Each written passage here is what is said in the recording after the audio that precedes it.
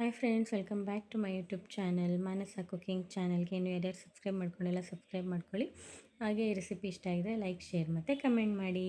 ಈಗ ನಾನು first cooker ಕಾಯಕ್ಕಿಟ್ಟಿದ್ದೆ, ಕಾದ್ಮೇಲೆ ಎಣ್ಣೆ ಹಾಕ್ಕೊಂಡಿದ್ದೀನಿ. ಎಣ್ಣೆ ಬಿಸಿ ಆಗಿದೆ. ಸೊ ಈಗ ಸೋಂಪು ಕಾಳು ಮತ್ತು 3 ಏಲಕ್ಕಿ ಹಾಕ್ಕೊಂಡಿದ್ದೀನಿ. ಈಗ 1 ಇಂಚ್ ಆಗುವಷ್ಟು ಚಕ್ಕೆ ಹಾಕೋತಾ ಇದ್ದೀನಿ. ಚಕ್ಕೆ ಹಾಕ್ಕೊಂಡಾದ್ಮೇಲೆ ಮರಾಠ ಮೊಗ್ಗು ಅಂತಾರಲ್ಲ, 3ರಿಂದ 4 ಮರಾಠ ಮೊಗ್ಗು ಹಾಕ್ಕೊಂಡಿದ್ದೀನಿ. ಇಲ್ಲಿ ಪೈನಾಪಲ್ ಹೂವು ಹಾಕೋತಾ ಇದ್ದೀನಿ. 2 ಪೈನಾಪಲ್ ಹೂವು ಹಾಕಿದ್ದೀನಿ. ನೆಕ್ಸ್ಟ್ 2 ಪಲಾವ್ ಎಲೆ ಹಾಕೋತಾ ಇದ್ದೀನಿ. ಎಲ್ಲ ಸ್ಪೈಸಸ್ನು ಕೂಡ ಎಣ್ಣೆಲಿ ಚೆನ್ನಾಗಿ ಫ್ರೈ ಮಾಡ್ಕೊಳ್ಳಿ. ಸ್ಪೈಸಸ್ ಚೆನ್ನಾಗಿ ಫ್ರೈ ಆದಷ್ಟು ಪಲಾವ್ ಟೇಸ್ಟಾಗಿ ಬರುತ್ತೆ. ಈಗ ನಾನು ಮೀಡಿಯಮ್ ಸೈಜ್ ಈರುಳ್ಳಿನ ಹಾಕ್ಕೊಂಡು ಚೆನ್ನಾಗಿ ಫ್ರೈ ಮಾಡ್ಕೊತಾ ಇದ್ದೀನಿ. ಈರುಳ್ಳಿ ಸಾಫ್ಟ್ ಆಗೋವರೆಗೂ ಫ್ರೈ ಮಾಡಿ, ಒಳ್ಳೆ ಟೇಸ್ಟ್ ಬರುತ್ತೆ ಈರುಳ್ಳಿ ಫ್ರೈ ಆದರೆ. ಈ ಪಲಾವ್ನ ತುಂಬ ಈಸಿ ಮಾಡೋದು. ಯಾರ್ಯಾರು ಇವಾಗ ಅಡುಗೆ ಕಲಿತಾ ಇದ್ದಾರೆ ಅವರು ಮತ್ತು ಬ್ಯಾಚುಲರ್ಸ್ ಕೂಡ ತುಂಬ ಆರಾಮಾಗಿ ಮಾಡ್ಕೋಬೋದು. ಏನು ರಿಸ್ಕ್ ಇರಲ್ಲ. ಇವಾಗ ನೋಡ್ತಾ ಇರ್ಬೋದು, ಕ್ಯಾರೆಟು ಬೀನ್ಸ್ ಹಾಕ್ಕೊಂಡು ಚೆನ್ನಾಗಿ ಫ್ರೈ ಮಾಡ್ಕೊತಾ ಇದ್ದೀನಿ. ಚೆನ್ನಾಗಿ ವೆಜಿಟೇಬಲ್ಸ್ ಎಲ್ಲ ಎಣ್ಣೆಲಿ ಚೆನ್ನಾಗಿ ಫ್ರೈ ಆಗಬೇಕು.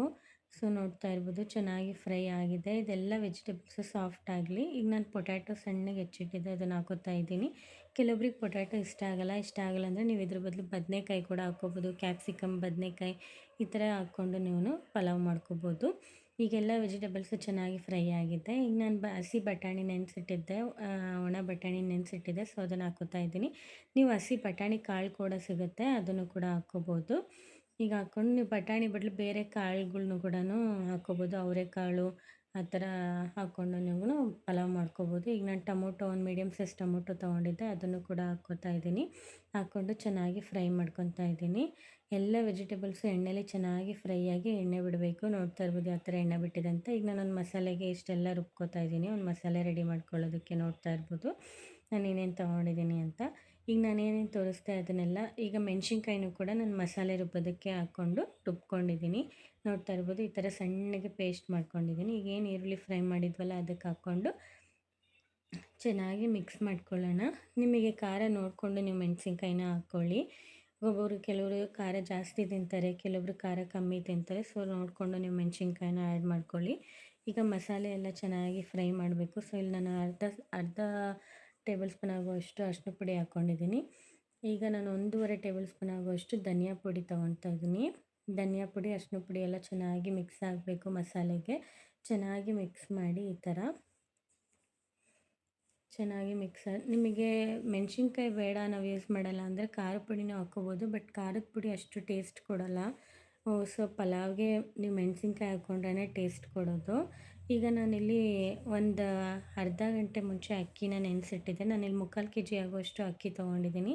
ಸೊ ಅಕ್ಕಿನ ಒಂದು ಅರ್ಧ ಗಂಟೆ ನೀರಲ್ಲಿ ನೆನೆ ಇಟ್ಬಿಟ್ಟು ಪಲಾವ್ ಮಾಡಿ ತುಂಬ ಚೆನ್ನಾಗಿ ಬರುತ್ತೆ. ಸೊ ನಾನು ಏನು ನೆನೆಸಿಟ್ಟಿದ್ದೆ ಆ ಅಕ್ಕಿನ ಹಾಕ್ಕೊಂಡಿದ್ದೀನಿ. ಹಾಕ್ಕೊಂಡು ಚೆನ್ನಾಗಿ ಮಿಕ್ಸ್ ಮಾಡ್ಕೊತಾ ಇದ್ದೀನಿ. ಚೆನ್ನಾಗಿ ಮಿಕ್ಸ್ ಮಾಡ್ಕೊಳ್ಳಿ. ಈ ಥರ ಅಕ್ಕಿಗೆ ನೋಡ್ತಾ ಇರ್ಬೋದು ಎಲ್ಲ ಮಸಾಲೆನೂ ಹಿಡಿದಿದೆ.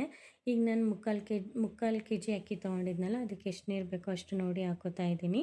ನೀವು ಮನೇಲಿ ಅಕ್ಕಿ ಎಳೆಯೋದು ಲೋಟ ಮಾಡ್ಕೊಂಡಿರ್ತೀರಲ್ಲ, ಸೊ ಆ ಲೋಟದ ಪ್ರಕಾರ ನೀವು ನೀರು ಹಾಕ್ಕೋಬೋದು.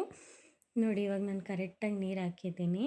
ನೀರು ಹಾಕಿ ಎಷ್ಟು ಬೇಕೋ ಅಷ್ಟೆಲ್ಲ ಹಾಕಿ ಮಿಕ್ಸ್ ಮಾಡ್ಕೊತಾ ಇದ್ದೀನಿ.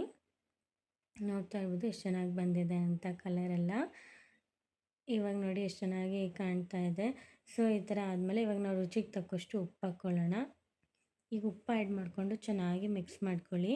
ಇದು ಕುದಿ ಬರಬೇಕು. ನೀವು ಉಪ್ಪು ಹಾಕಿದ ತಕ್ಷಣವೇ ಕೆಲವರು ಮಿಕ್ಸ್ ಮಾಡಿಬಿಟ್ಟು ಕುಕ್ಕರ್ ಬಾಯಿ ಮುಚ್ಚಿಬಿಡ್ತಾರೆ. ಆ ಥರ ಮಾಡಬೇಡಿ.